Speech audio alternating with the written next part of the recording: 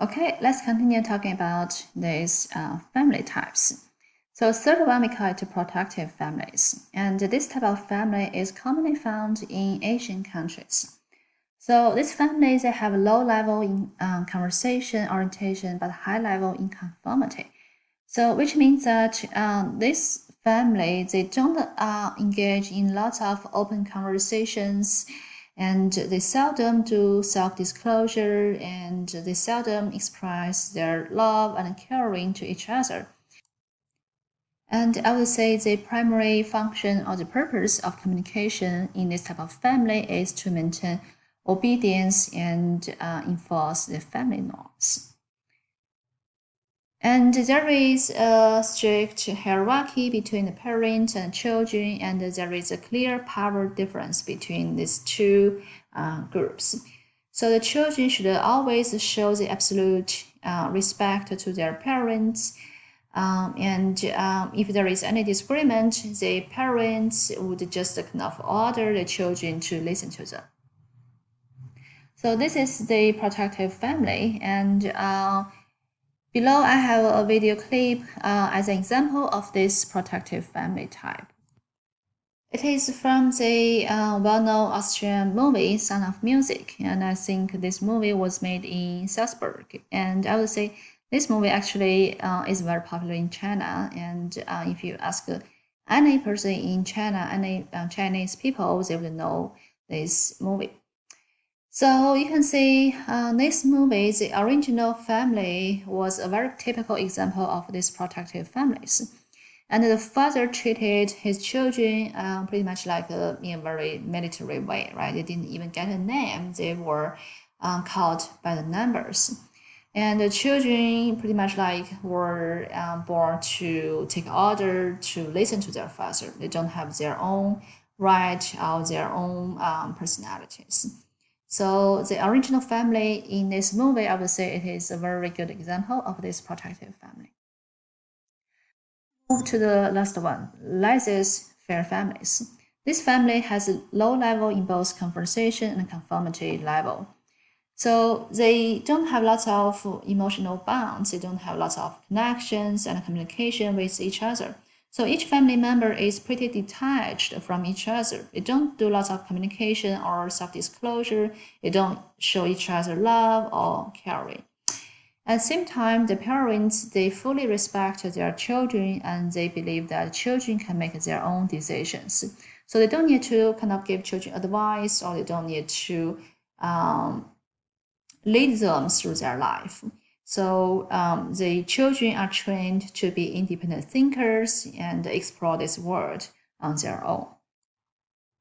So this is the laissez-faire families, and I don't have quite a good example for this type of family, but I believe the family in the movie In the Wild can be counted as this type of family. So children are pretty independent and they are detached from their parents.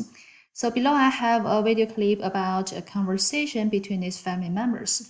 So take a look and we can see that this boy in his family, he is pretty independent and he is pretty self-sufficient and he could say no to his father.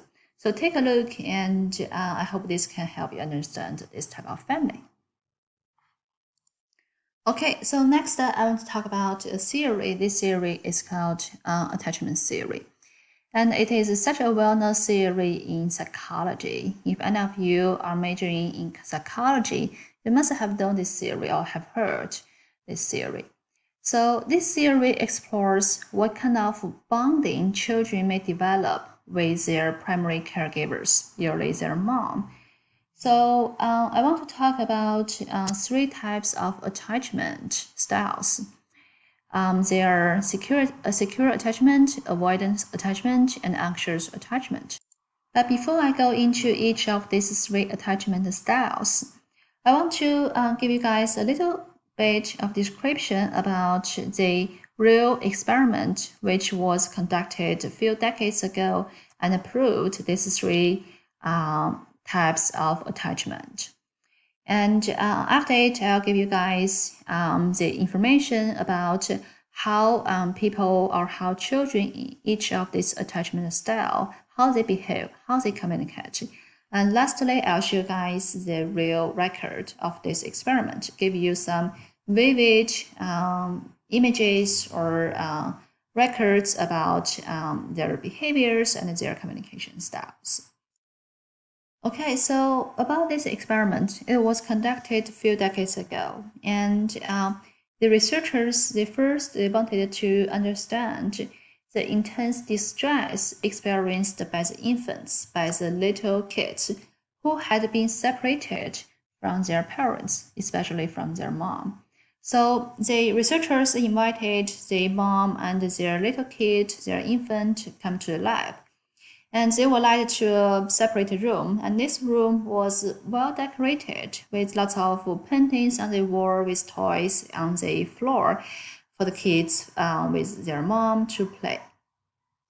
So the kid and the mom, they were given like 10 minutes to explore this room altogether, and after these 10 minutes, the mom was signaled to leave this room. So of course, as you can imagine, when the mom left the room, the kid would cry, they would scream, they wouldn't let their mom go. But their mom, they had to, leave this room. And of course, the kid was crying, was screaming. But after another 10 minutes, the mom returned to this room. So what the researchers were interested in studying is these kids, their reactions to their mom's return. Okay, so different kids with different styles, attachment styles, they would have totally different reactions. And depending on how they reacted to their mom's return, we put them into these three big categories, these three attachment styles: secure attachment, avoidant attachment, and anxious attachment. So let's take a look of these three attachment styles. The first one, it is the secure attachment. So we can see that this type of children, they are visibly very upset, unpleasant when their mom left the room. But when their mom returned, they can be quickly and easily comforted. Okay, so the mom would probably give them a toy to play with. The mom would give them a big hug, kiss them, and they can be easily comforted. They can be quickly calmed down, and they can, they were able to return to their previous status really quick. So we call this type of children secure attachment because the researchers suspected that these children, they received consistent emotional and physical support from the caregivers. So gradually, the children would develop some trust and strong bonding with their caregivers. So when the caregiver returned to this room, they can be easily calmed, they can be easily comforted because they have already developed strong trust, strong, bonding with the caregivers. So this is the first type of secure attachment. Second one, the avoidant attachment. So these children were a little bit kind of hard to deal with. So they express a little or no sign of being upset when their caregivers left the room. Okay, so they didn't have any strong or dramatic expressions or reactions when their mom left the room. And when the mom kind of came back to the room, they still showed little or no visible reactions to the return. So I personally call this type of children the chill baby or the chill kids because they were just pretty cool and they didn't give you any reaction no matter whether you left the room or you returned to this room. We call it avoidant attachment.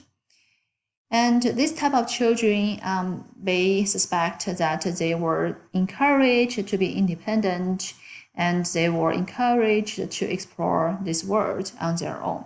So they are being trained to be independent, to be self-sufficient, to not have too much trust on other people, just rely on yourself. We call this type of kids avoidant attachment. The last one, anxious attachment. This type of children, they are really struggling. Let's take a look at what kind of children they are.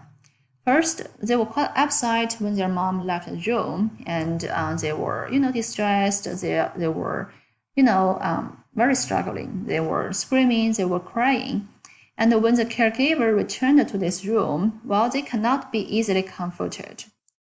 So they would kick their mom, punch their mom, and hit their mom, use all these aggressive behaviors to show their anger and resentment. So it's pretty much like a revenge. You were just leaving me a few minutes ago, and now I'm going to kind of take this revengement. And the researchers believed that this type of kids, they received inconsistent emotional and physical support from their caregivers previously. So they are really struggling, and they don't have enough trust to let their mom to calm down them.